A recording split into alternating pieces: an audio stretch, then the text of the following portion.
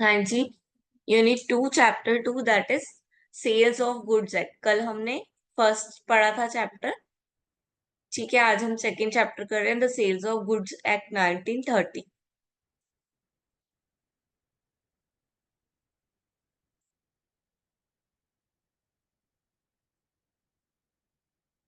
हाँ जी, what is contract of sales of goods क्या होता है?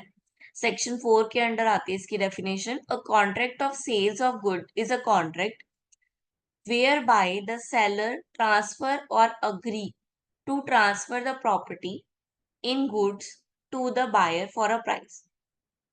ठीक है, ये तो पता ही है। सेल्स क्या होता है? एक पर्सन ट्रांसफर कर रहा है, अब अग्री कर रहा है ट्रांसफर करने के लिए अपने गुड्स को, प्रॉपर्टी को, टू द किसको? बायर को। किस पे? प्राइस पे, एक सर्टेन प्राइस पे। ठीक है, देखो ये जो सब्जेक्ट है इसमें आपको एक्स्ट्रा लिखने की ज्यादा जरूरत नहीं होती है।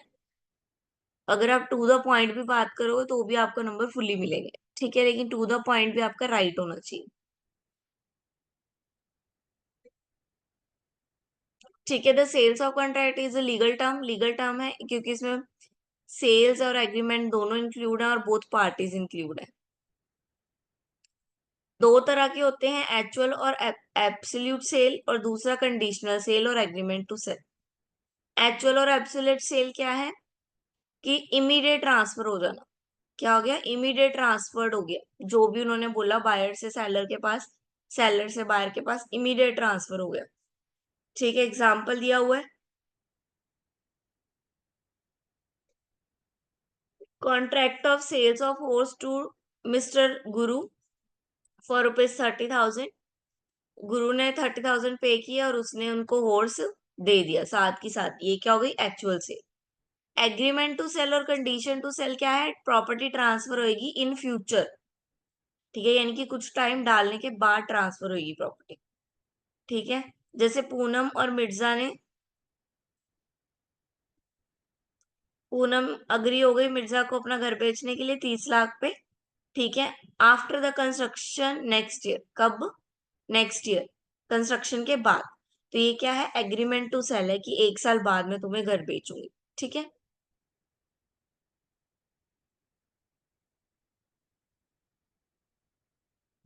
Now goods meaning. गुड्स क्या होता है? गुड्स क्या होता है? कोई भी मूवेबल प्रॉपर्टी, ठीक है, जिसपे क्लेम की जा सके मनी, उसको बोलेंगे हम गुड्स। ठीक है, कोई भी मूवेबल प्रॉपर्टी जिसपे हम क्लेम कर सकते हैं। क्या क्लेम कर सकते हैं? मनी। ठीक है,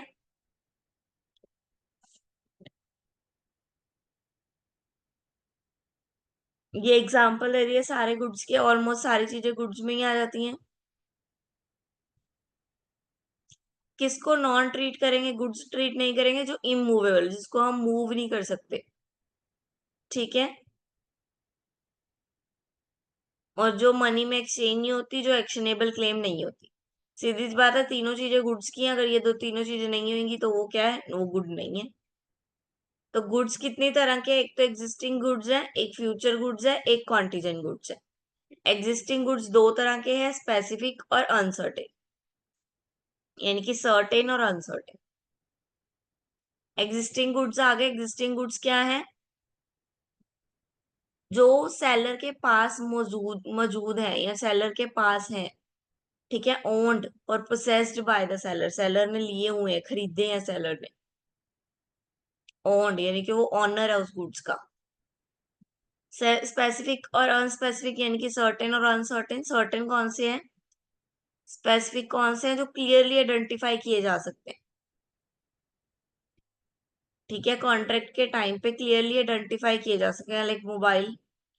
ठीक है, मोबाइल भी कौन सा? एप्पल, एंड्रॉयड, जो भी है वो क्लियरली आइडेंटिफाई किया जा सकता है। अनसर्टेन जो हम बल्क में से उठा के निकाल के दे रहे हैं उनको, तो ये एक सर्टिफाइड करना पॉसिबल नहीं है। लाइक बहुत सारे बल्ब पड़े हैं, हमने एक बल्ब दे दिया निकाल के उसको, तो ये अनसर्टिफाइड हो गया। इसका पता करना थोड़ा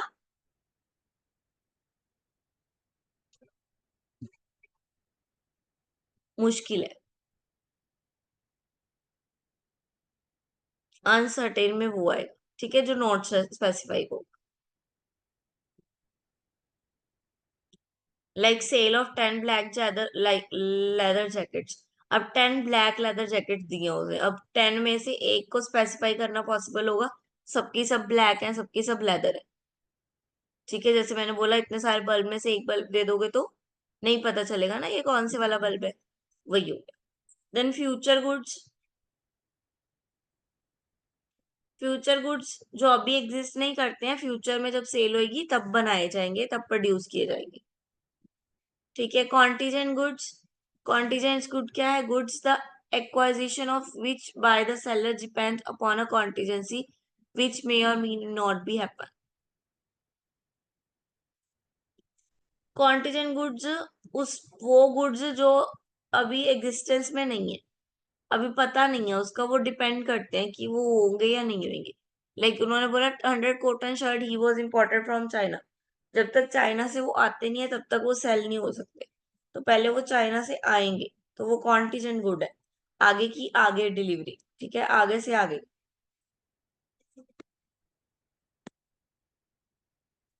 असेंशियल एलिमेंट क्या है कि कॉन्ट्रैक्ट वैलिड हो हमारा सेल का, दो पार्टीज होनी चाहिए।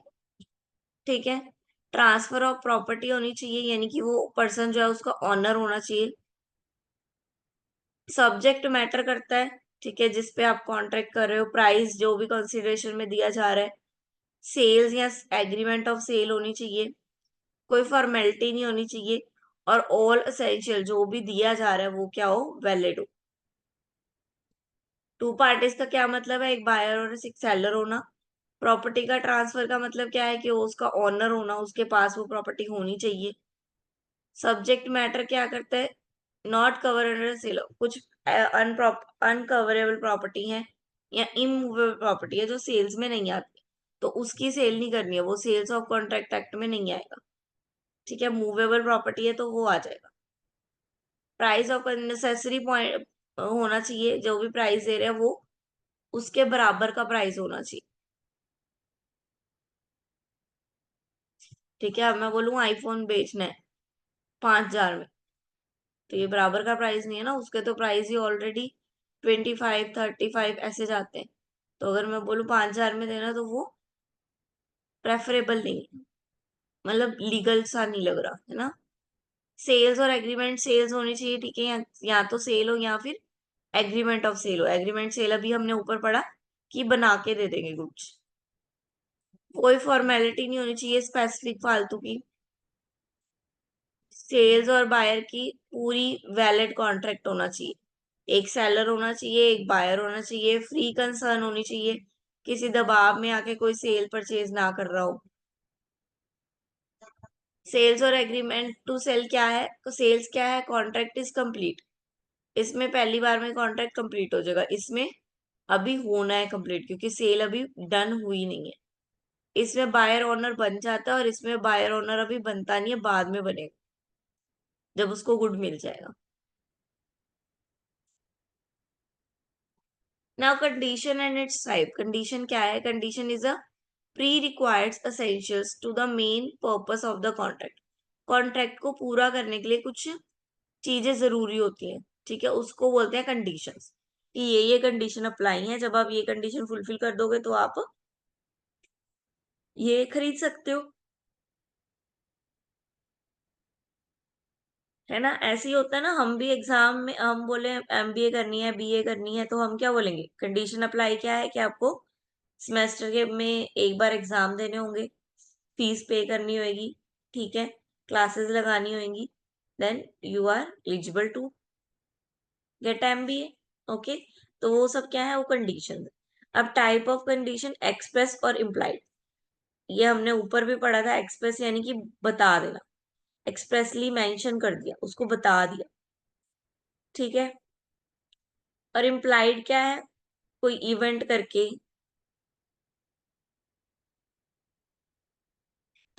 द कोर्ट में supply a term that does not does such show such condition are refers to as implied condition.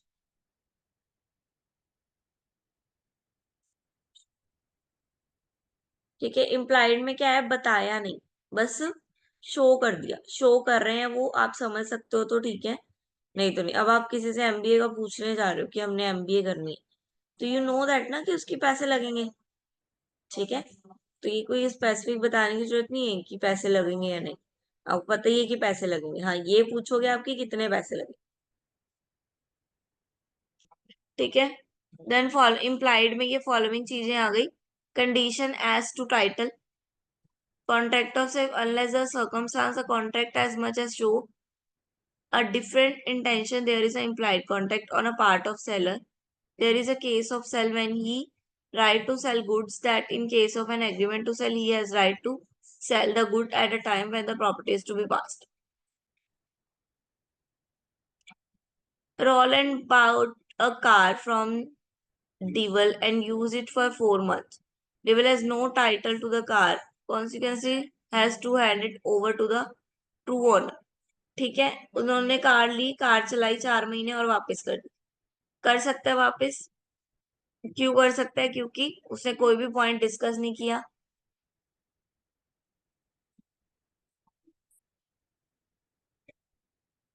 ठीक है, कुछ टाइम के लिए little. Condition to be as a title, title में नहीं थी, डिस्क्रिप्शन में डिस्क्राइब कर दो उसको, डिस्क्रिप्शन में दे दो। बाय सैंपल, सैंपल दे दिया उसको पहले, ठीक है, ओरिजिनल प्रोडक्ट नहीं दिया, सैंपल दे दिया। Description as well as sample, अब इसमें डिस्क्रिप्शन भी और सैंपल भी। क्वालिटी एंड फिटनेस, कंडीशन क्या क्या है, क्वालिटी और फिटनेस, अगर वो जो वो बोल रहा है वो क्वालिटी उसमें नहीं है तो हम उसको रिटर्न कर सकते हैं।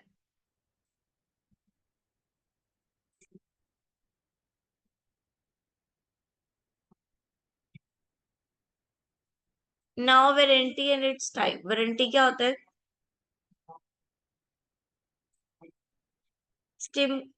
Stipulation collateral to the main purpose of the contract, the breach of which gives rise to a claim for damage, but not to right to reject the goods and treat the contract as, ठीक है। वो warranty हमारे पास भी होती है, हम चीजें लेके आते हैं, उस पर लिखा होता है वारंटी और एक लिखा होता है guarantee. Anybody knows the difference between warranty and guarantee? हाँ जी, किसी को पता है वारंटी और गारंटी का difference? What do you mean by warranty और what do you mean by guarantee?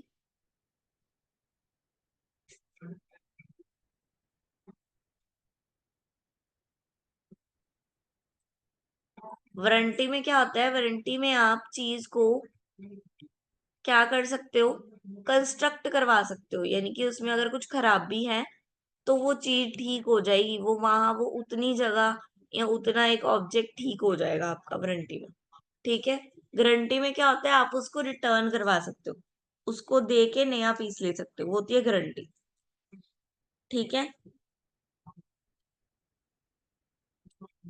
समझ में आई? वारंटी में सिर्फ आप उस प्रोडक्ट का जो भी पार्ट खराब हुआ है या जो भी चीज खराब हुई है, सिर्फ उसी को चेंज करवा सकते हो या उसी को ठीक करवा सकते हो, वो ठीक करने की वारंटी होती है, आपको एक्सचेंज करनी करके देते हैं वो वारंटी में, ठीक है। दो तरह की है, एक्सप्रेस और इम्प्लाइड। एक्सप्रेस क्या है? एक्सप्रेसली प्रोवाइड कर दी, एक्सप्रेसली मतलब बोल के। इम्प्लाइड यानी कि लॉफुली पता ही है इस चीज पे वारंटी होगी।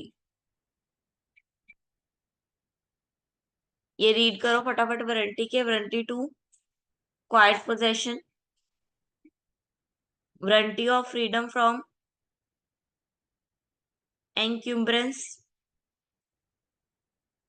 क्वाइट पोजेशन क्या होती है?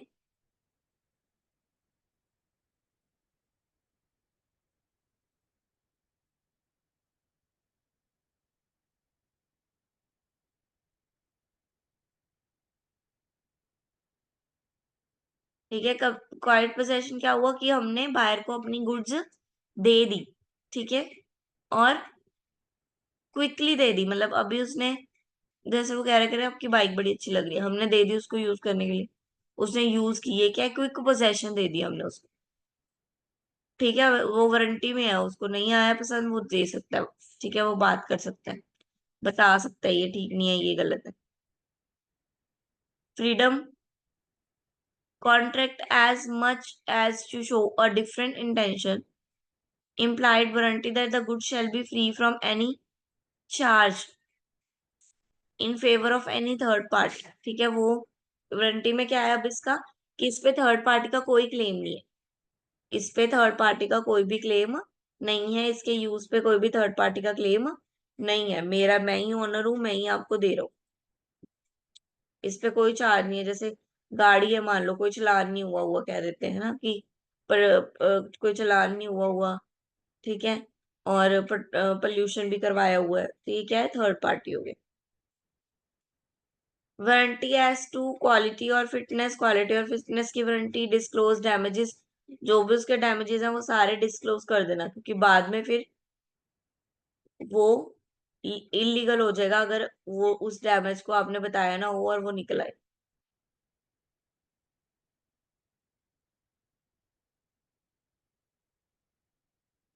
हाँ जी, कंडीशन और वारंटी। कंडीशन क्या है,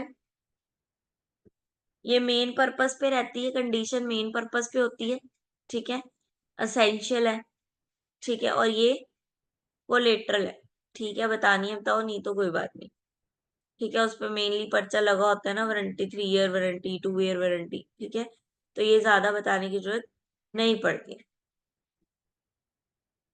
aggrieved party can repudiate the contractor, repudiate यानी कि वापस दे सकता है, और इसमें सिर्फ वो क्लेम डैमेज सिर्फ क्लेम कर सकता है डैमेजेस को ओनली, वापस नहीं दे सकता कुछ। Breach of condition treat as breach of warranty, breach of warranty can not be treated as breach of contract, ठीक है, अगर कंडीशन अगर उसने तोड़ी, इट मीन्स उसने वारंटी भी तोड़ी दी, वापस ही दे दिया गुड। इसमें क्या है, इसमें अगर वारंटी तोड़ी तो ऐसा नहीं है कि कंडीशन तोड़ी, तो सिर्फ वो वाला प्रोडक्ट ही ठीक करके देना उनको। Doctrine of caveat emptor, doctrine of caveat emptor important, इसका मतलब क्या आता है, बायर बीवेयर, ठीक है, यानी कि जो बायर है उसको सावधान रहना चाहिए, उसकी सावधानी के लिए है ये डॉक्टर ऑफ एम्प्टी वेयर, ठीक है। Sales of goods, the seller is under no duty to reveal truth about the good sold, तो बायर को क्या होना चाहिए, खुद से बीवेयर होना चाहिए, ध्यान रखना चाहिए। क्या क्या आता है इसमें, fitness for buyer purpose, buyer के पर्पस के लिए वो फिट होनी चाहिए, जो भी वो सेलर सेल कर रहा है और जो भी वो खरीद रहा है। मर्केंटाइबल क्वालिटी, उसकी जो क्वालिटी है वो बेचने लायक, डिस्क्राइब करने लायक हो। यूज ऑफ ट्रेड, ट्रेड में यूज की जा सके। कंसेंट बाय फ्रॉड, फ्रॉड ना हो बायर के साथ कोई भी। Purchase by sample and description, purchase by description, ठीक है, आप सैंपल लेके और फिर डिस्क्रिप्शन पढ़ के ले सकते हो, या फिर डायरेक्ट डिस्क्रिप्शन पढ़ के। Sales by sample, but by direct by sample से लेके। Then unpaid seller and his right, a contract is compromise of reciprocal promises, it is a contract of sale, if seller is under an obligation to deliver goods, buyer has to pay for it, in case buyer fails to or refuse to pay, the unpaid seller shall have certain rights, ठीक है, मान लो seller और buyer है, buyer ने बोल दिया मेरे को गुड्स बना दो, और सेलर गुड्स बनाने में लगा हुआ है, लेकिन जो बायर है वो उस गुड्स को अभी तक उसने कॉन्ट्रैक्ट ब्रेच कर दिया, वो गुड्स जो है वो नहीं खरीद ला, ठीक है, वो नहीं खरीद रहा गुड्स,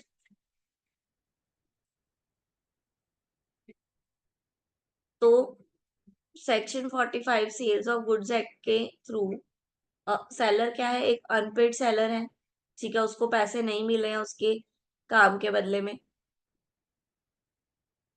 तो उसके पास राइट्स क्या है, या तो वो गुड्स ही रख ले, सारे गुड्स अपने पास रख ले, और राइट किस किस के अगेंस्ट वो राइट कर सकता है, गुड्स के अगेंस्ट और बाहर दो चीजों के अगेंस्ट वो अपने राइट शो कर सकता है, ठीक है। Right against the goods, goods के अगेंस्ट कौन कौन से राइट्स हैं, राइट्स ऑफ लीन, लीन का मतलब है अपने पोजेशन में रख लेना, गुड्स देना ही नहीं, रिफ्यूज कर देना डिलीवरी के लिए क्योंकि उसने पैसे नहीं दिए, ठीक है।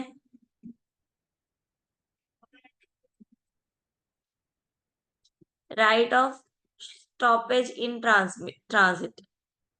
स्टॉपेज ऑफ ट्रांसमिट यानी कि अभी गुड्स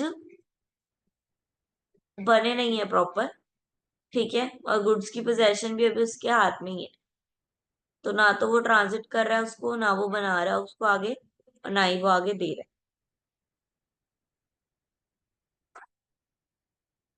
राइट ऑफ रीसेल यानी कि वो गुड्स उस बायर को ना देके किसी और को बेच रहे, क्योंकि उसने उसके पैसे ही नहीं दिए। और वही जब property in goods not has not passed,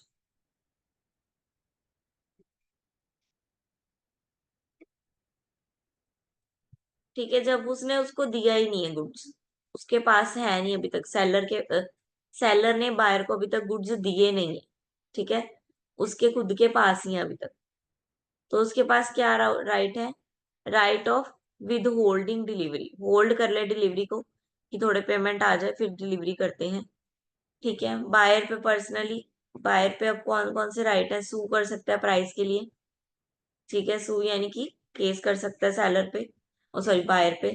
damages के लिए बायर पे सू कर सकता है कि मेरे को तुम्हारा प्रोडक्ट बनाने में इतना टाइम भी लग गया, मेरा टाइम भी वेस्ट हुआ, मेरा प्रोडक्ट, मेरा मटेरियल भी वेस्ट हुआ, डैमेजेस जो हुए हैं उसके लिए क्लेम कर सकता है, ठीक है। दोबारा से रिपीट कर सकता है डिलीवरी डेट चेंज करके,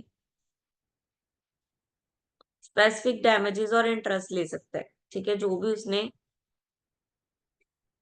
मतलब सेल करने के थ्रू या प्रोड्यूस करने के थ्रू जो भी उसने डैमेजेस फेस किए हैं, ठीक है, तो उस पर वो इंटरेस्ट भी चार्ज कर सकता है।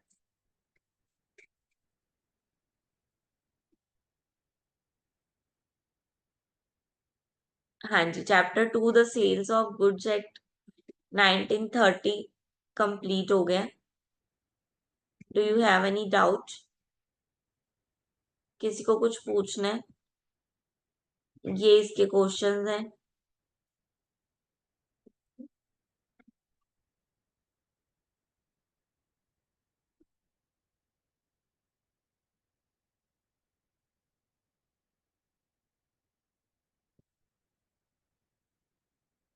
हाँ जी,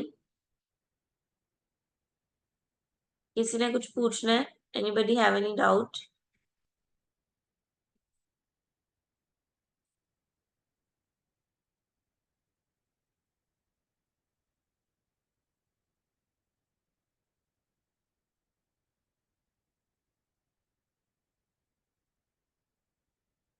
क्लियर है चैप्टर?